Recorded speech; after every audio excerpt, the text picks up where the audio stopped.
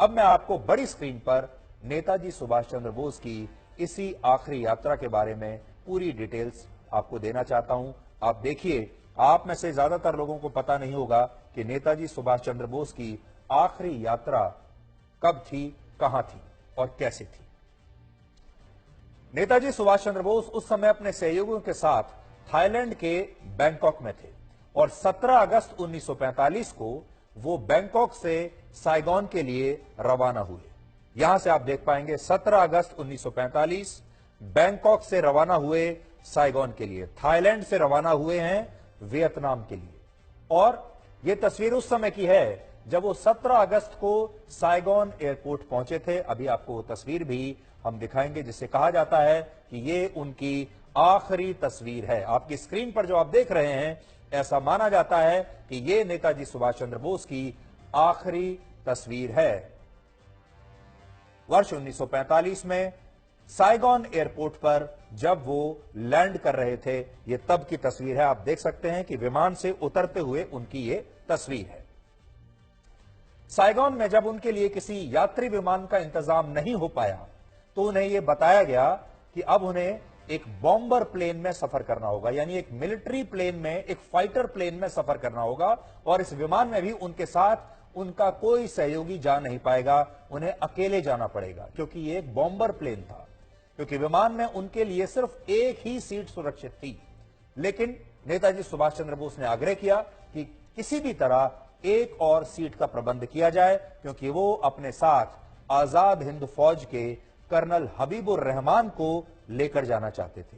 और तब नेताजी की यह बात मान ली गई। बड़ी बात यह है कि इस विमान में एक पायलट और को पायलट के अलावा क्रू के तौर पर 4 वायु सैनिक ही सफर कर सकते थे, यानी 4 वायु सैनिक हो गए और एक पायलट और एक को पायलट। सिर्फ 6 लोग इस बॉम्बर प्लेन में सफर कर सकते थे। आप जानते हैं जो मिलिट्री प्लेन होते हैं, बॉम्बर प्लेन होते हैं, वो छोटे प्लेन होते हैं। और इस बॉम्बर प्लेन में जिसमें सिर्फ 6 लोग होने चाहिए थे, उसमें 11 से 12 लोगों को उस समय बैठा दिया गया था। इनमें 2 पायलट्स के अलावा इंपीरियल जापानीज आर्मी के एक lieutenant general, 2 lieutenant colonel, 1 major और 2 वायु सैनिक थे इस विमान में। यानी इस विमान में जापान की सेना के बहुत बड़े बड़े अफसर थे। और ये नेताजी सुभाष चंद्र बोस के साथ इसलिए विमान में जा रहे थे क्योंकि जापान की सेना चाहती थी कि नेताजी ऐसा कोई फैसला न लें जिससे रशिया के समर्थन से जापान पर कोई असर पड़े। यानी नेताजी के साथ जापान की सेना ने अपने कुछ बड़े अधिकारियों को साथ में भेज दिया ताकि नेताजी अपनी मर्जी से कोई रशिया की सरकार के साथ आजाद फैसला न ले पाए। यह विमान 17 अगस्त को साइगोन से वियतनाम के तोरेन पहुंचा और 17 अगस्त की रात नेताजी वहीं पर रुके। देखिए, 17 अगस्त 1945 वियतनाम के तोरेन से यह विमान साइगोन पहुंचा है। यह इसका रूट है जो हम आपको लगातार बता रहे हैं। इसके बाद 18 अगस्त की सुबह उनका विमान यहां से ताइवान के उस एयरपोर्ट पर पहुंचा जहां यह विमान बाद में क्रैश हुआ। ऐसा दावा किया जाता है कि दोपहर 2 बजे यह विमान इस एयरपोर्ट पर लैंड हुआ और विमान में ईंधन भरने के बाद 2:35 पर इसने फिर से उड़ान भरी।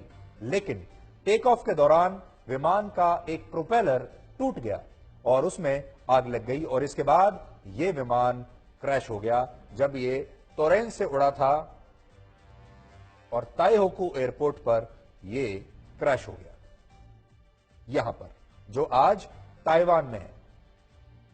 नेताजी जिस विमान में यात्रा कर रहे थे उस विमान का मॉडल था 97-2 सैली।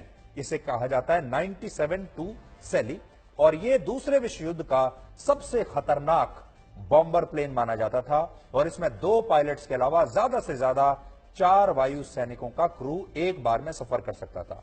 तो बड़ी बात जो आपके सीखने की है वो ये कि इस विमान में सिर्फ 6 लोग सफर कर सकते थे, जिसमें 2 पायलट और 4 लोग और।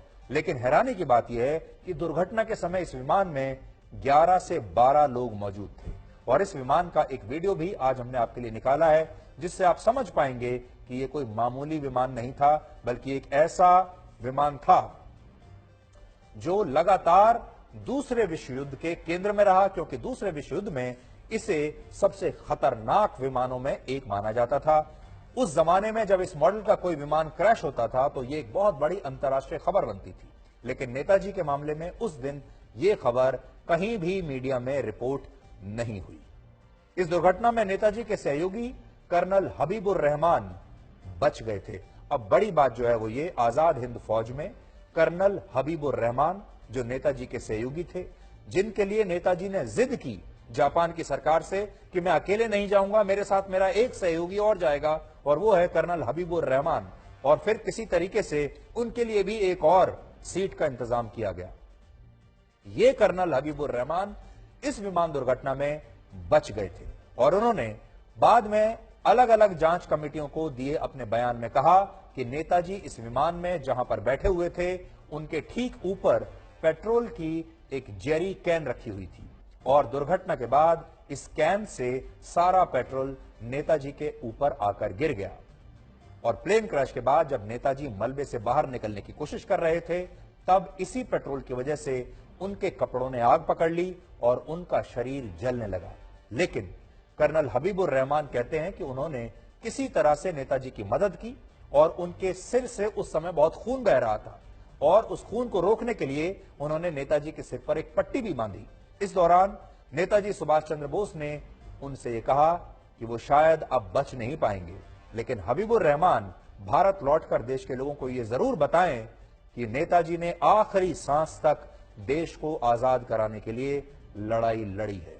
नेताजी चाहते थे कि उनका देश ये जाने कि उन्होंने आखिरी सांस तक इस देश की आजादी के लिए लड़ाई लड़ी है और आज उनकी 126वीं जयंती पर यही संदेश हम देश के हर नागरिक तक पहुंचाना चाहते हैं। अगर आप तक नहीं पहुंचा हो तो आपको यह जानना चाहिए। आज कर्नल हबीबुर रहमान अपने बयान में यह भी कहते हैं कि इसके बाद नेताजी सुभाष चंद्र बोस को जख्मी हालत में ताइवान के एक मिलिट्री हॉस्पिटल में ले जाया गया, जहां 18 अगस्त 1945 को ही इलाज के दौरान उनकी मृत्यु हो गई और ऐसा दावा किया जाता है कि इसके बाद 20 अगस्त को ताइवान के ही एक शमशान घाट में नेताजी का अंतिम संस्कार भी कर दिया गया था। और ये पूरी कहानी हमारा देश पिछले 78 वर्षों से लगातार आज तक सुनता चला आ रहा है, लेकिन क्या ये कहानी सच है या ये सच्चाई से बहुत दूर है? बड़ा रहस्य यही है।